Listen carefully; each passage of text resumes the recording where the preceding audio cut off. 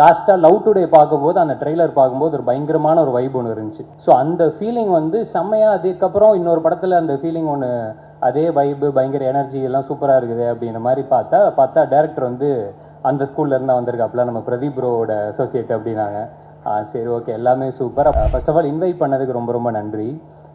பொதுவாக சில ஈவெண்ட்டுக்கு போகும்போதே அங்கே இருக்கிற அந்த ஒரு வைபே அதுலேயே தெரியும். ஓகே, இது என்ன மாதிரியான படம், இது என்ன, எங்கே போக போகுது, என்ன நடக்க போகுது அப்படிங்கிறதுல. மேடைக்காக நிறைய பேர் பேசுவாங்க, எல்லாருமே சிரிப்போம், அதெல்லாம் அப்படி தான் இருக்கணும் சம்பிரதாயப்படி. ஆனால் சில இடத்துல அது வந்து ஜென்யூனாக ஃபீல் ஆகும். அந்த ஃபீலிங் எனக்கு இன்றைக்கி கிடச்சிருக்குது. மொத்த டீம் பேசும்போது எல்லாருமே எவ்வளோ இன்வால்வ்டாக எவ்வளோ சூப்பராக வேலை பார்த்துருக்காங்க அப்படிங்கிறது தெரிஞ்சுது. எனக்கு ஆக்சுவலாக அந்த படத்தை பற்றி எதுவுமே தெரியாது. ஸ்ட்ரெயிட்டாக ஃபஸ்ட்டு ஹாப்பிராஜ் டீசர்னு ஒன்று விட்டுருந்தாங்க, அனௌன்ஸ்மெண்ட். அந்த டீசர் மாதிரி இருந்துச்சு, அதுதான் ஃபஸ்ட்டு பார்த்தேன். எனக்கு பார்த்தப்போ லாஸ்ட்டாக லவ் டுடே பார்க்கும்போது அந்த ட்ரெய்லர் பார்க்கும்போது ஒரு பயங்கரமான ஒரு வைப் ஒன்று இருந்துச்சு. அந்த ட்ரெய்லர் என்ன மாதிரியான ஒரு இம்பேக்ட் க்ரியேட் பண்ணிச்சுங்கிறது எல்லாருக்குமே தெரியும். ஸோ அந்த ஃபீலிங் வந்து செம்மையாக, அதுக்கப்புறம் இன்னொரு படத்தில் அந்த ஃபீலிங் ஒன்று, அதே வைப்பு பயங்கர எனர்ஜி எல்லாம் சூப்பராக இருக்குது அப்படின்ற மாதிரி பார்த்தா டேரக்டர் வந்து அந்த ஸ்கூல்ல இருந்தால் வந்திருக்காப்புல, நம்ம பிரதீப் ப்ரோவோட அசோசியேட் அப்படின்னாங்க.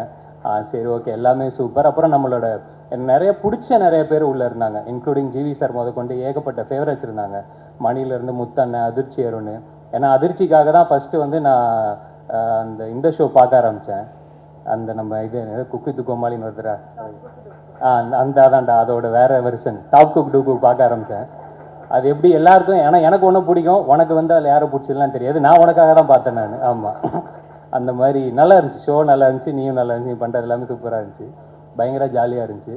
அண்ட் நிறைய ஃபேவரட்ஸ் அவங்க எல்லாத்தையுமே இந்த படத்தில் பார்க்கும்போதே, ஏன்னா நான் நெல்சன் எப்பவுமே சொல்லுவார், ஒரு படத்தோட ரொம்ப ரொம்ப முக்கியமாக அவரும் சரி, எதுக்காக மெயினாக எஃபோர்ட் பயங்கரமாக இதில் இருக்கணும், அந்த கேஸ்டிங்கில் செம்ம எஃபோர்ட் ஒன்று இருக்கும். ஏன்னா ஒரு டேரக்டர் ஒன்று யோசிப்பாப்புல, ஆனால் அந்த யோசிக்கிற எல்லாமே ஒரு ஆர்டிஸ்ட், ஒரு அந்த நடிகரோட மூலமாக தான் அது வெளியில் வரப்போகுது. ஸோ அந்த கேஸ்டிங் கரெக்டாக இருந்துச்சுன்னா அதுலேயே வந்து ஒரு பாதி அந்த கிணறு தாண்டின மாதிரி தான் அப்படின்ட்டு.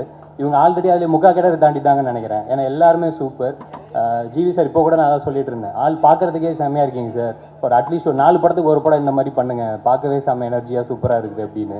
நிறைய பேர் என்னமோ சொன்னாங்க. எனக்கு ஃபங்க் ரொம்ப பிடிச்சிருந்துச்சி சார். ஆமாம், செம்மையாக இருந்துச்சு, அது இன்னொரு 10 வச்சுக்கோங்க. அண்டு கௌரி, உங்களோட லவ்வர் படம் எனக்கு பயங்கரமாக பிடிக்கும். ஏன்னா அதில் வந்து இப்போ எப்படி சொல்கிறது, மணியோட பர்ஃபார்மன்ஸு அது எப்போவுமே வேறு லெவலில் இருக்கும். அவர் கூட ஒரு மாதிரி காம்பீட் பண்ணுறதே பெரிய விஷயம். ஸோ செம்மையாக பண்ணியிருந்தீங்க, இதுலேயுமே சூப்பராக பண்ணியிருப்பீங்க நம்புகிறேன். அண்ட் டைரக்டர் மற்றபடி நடித்த எல்லாருக்குமே வாழ்த்துக்கள்.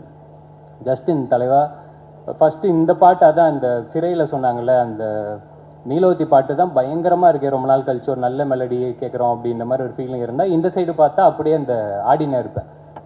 என்னைக்கு வந்து ஒரு மியூசிக் டைரக்டரால் இந்த 2 கான்ட்ராஸ்டையும் தொட முடியுதோ அவங்க வந்து எக்ஸ்ட்ராடினரி அப்படின்னு நான் நம்புகிறேன். ஸோ சூப்பராக இருக்குது தலைவா. மணி அதே மாதிரி இது ஃபஸ்ட்டு, ஆக்சுவலாக நிறைய பேருக்கு இது டெபுன்னு நினைக்கிறேன், இப்போ ப்ரொடியூசர் உட்பட.